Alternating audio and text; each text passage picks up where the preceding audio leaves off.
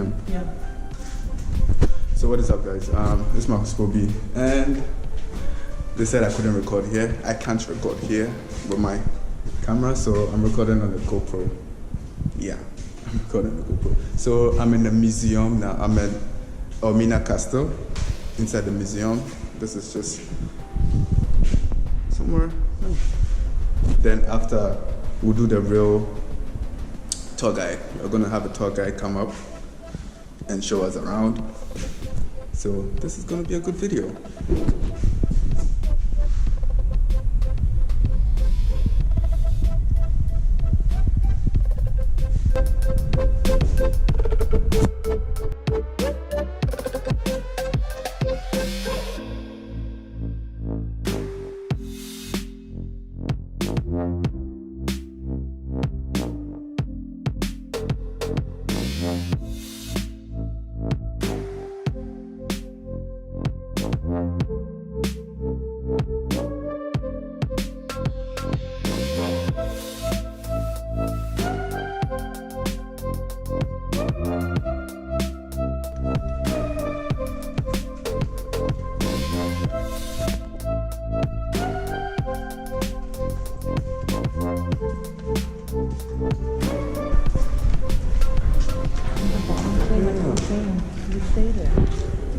Stay there.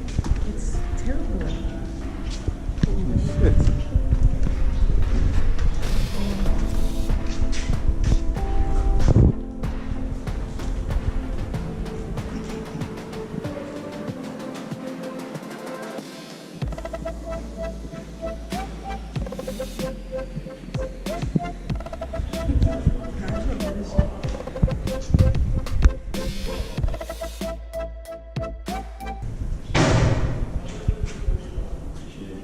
You're welcome.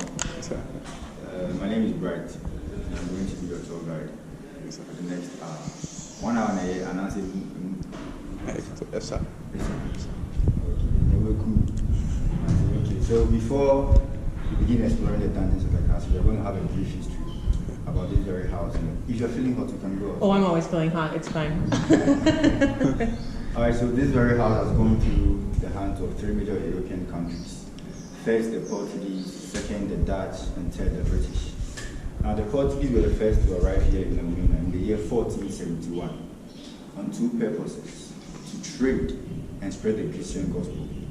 Now the system of trade at that time was barter, so they arrived here with European goods like mirror, guns, gunpowder, trinkets, bows, clothes, in exchange.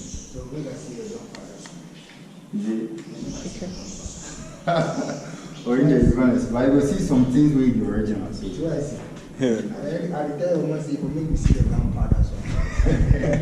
Oh, like Oh yeah. I don't talk about war. Okay, talk about war. You'll see things with the original.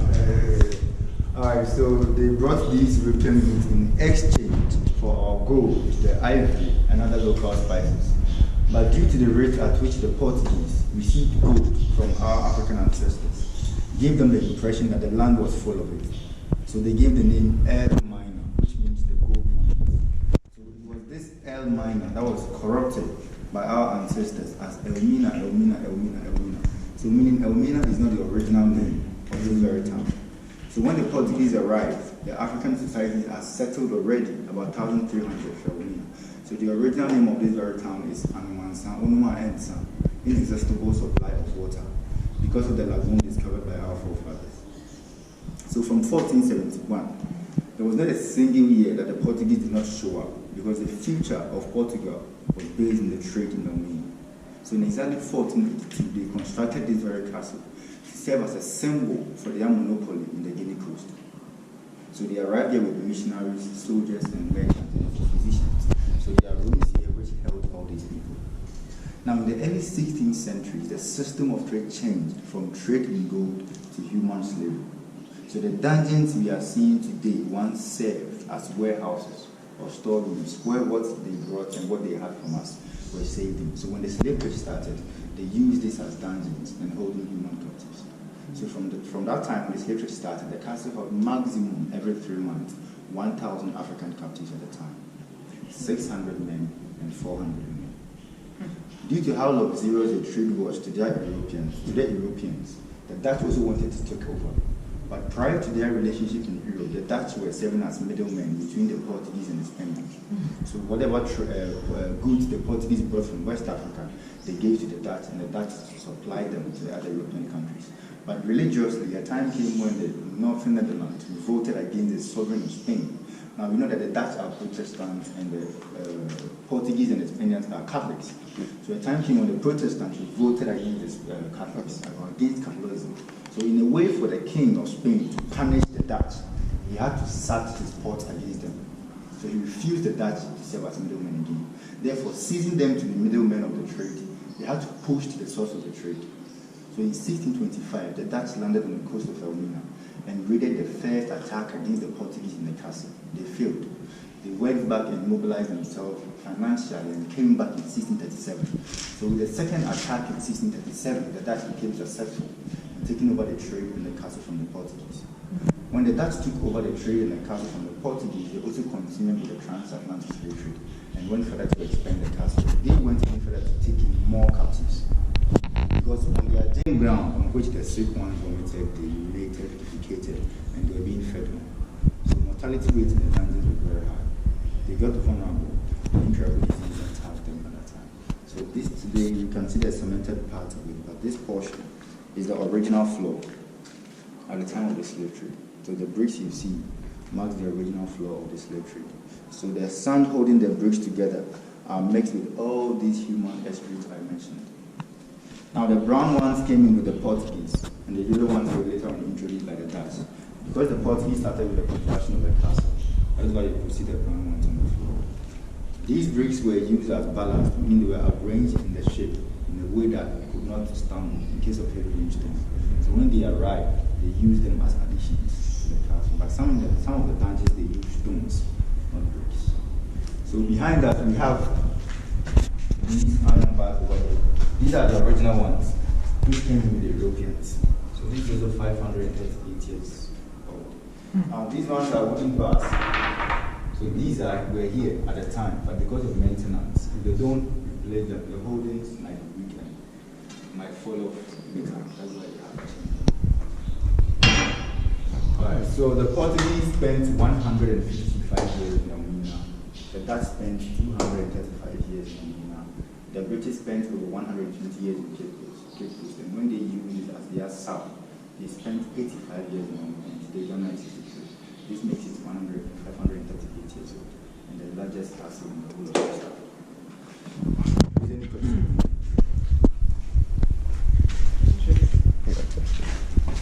Alright, so let's have a look at the largest field.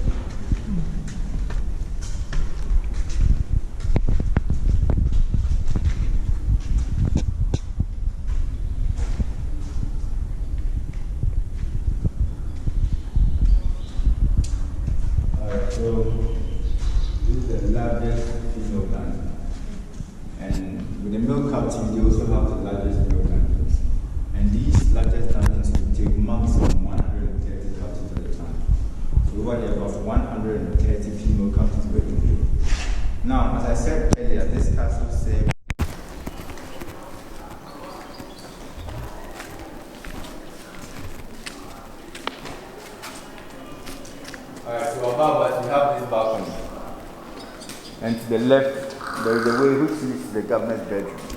So he will move all the way from his bedroom, stand over here and command the soldiers to open or force the female captives out. So if they are assembled from the top, he will look through and make his choice.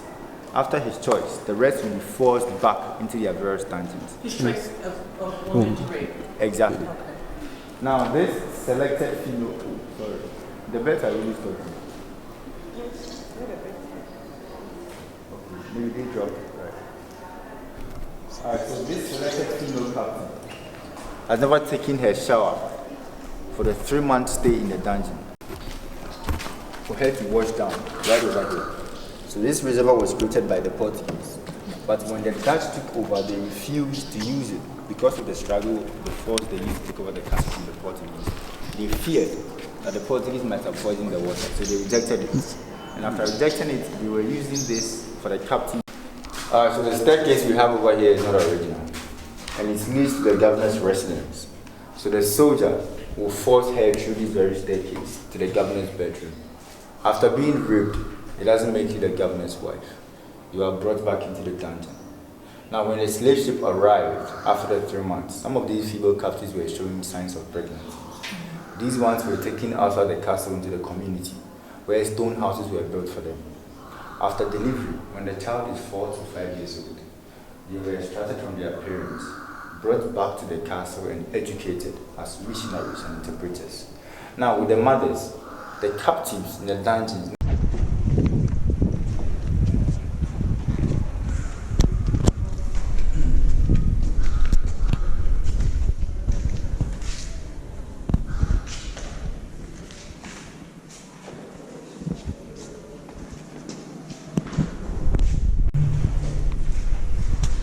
so this is the slave exit to waiting boat. So we intentionally made this side of the door, that of the male, that of the room of no return, and the intersection door. This side to suppress them and also to control their movement. So from this point, the female captives were forced to go through this door first, and later on the male captives followed. So over here you go down very low and make a couple of steps before you raise up your head. Because there is a wall above you.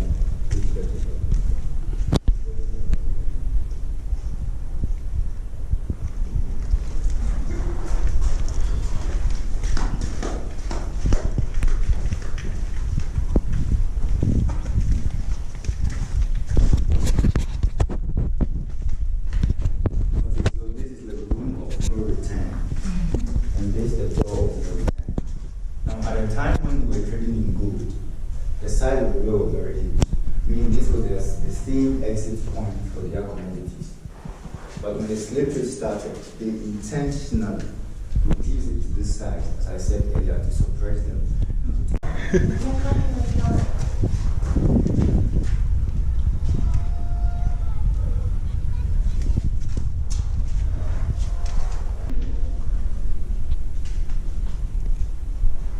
The branding.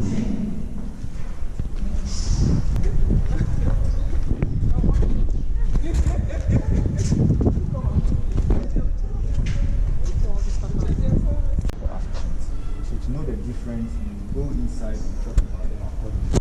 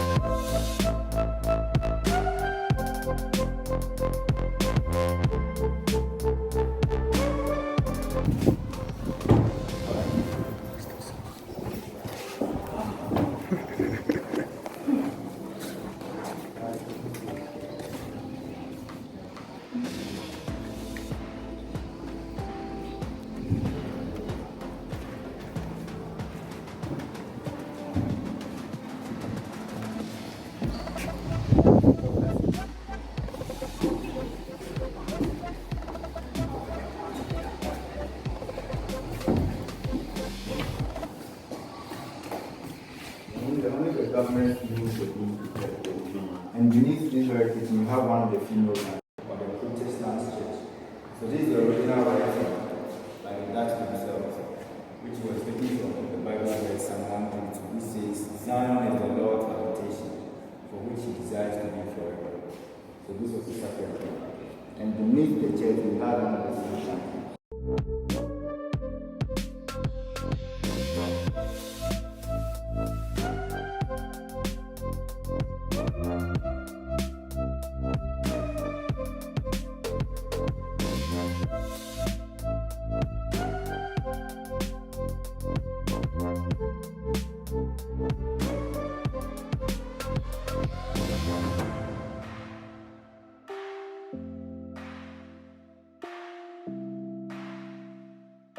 So this fort was also built by the Dutch in the year 1665. Now one thing that was very easy for the Dutch to do.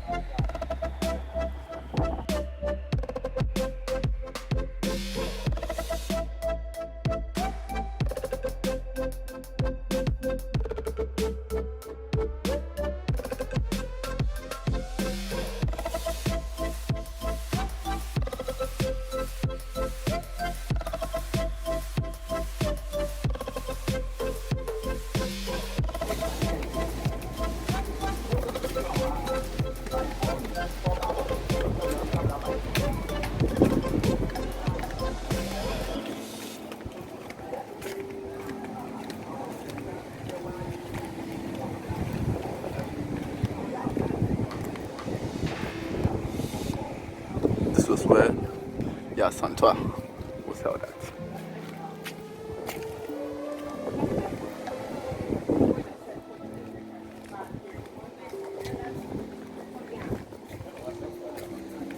Yeah.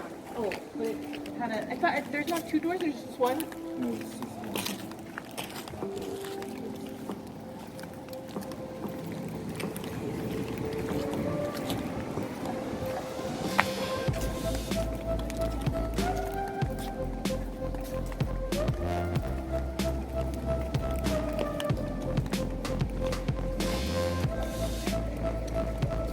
Alright, so the structures we have over here are the remains where the slave ships were being docked.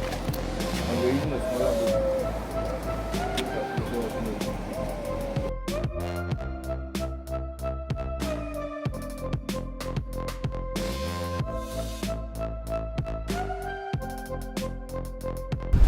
So guys, this is the end of this Elmina castle. I'm sorry I wasn't able to give you much details because I was supposed to pay 200 Ghana cedis to record. So I used my phone and I used my GoPro to record. Sorry if this video didn't make much sense, but yeah, sorry for not giving you the much details you would want to hear, but make sure to come to Elmina Castle and learn about the slave trade. It's sad, it really is sad what the colonizers did, but anyway, see you in a bit.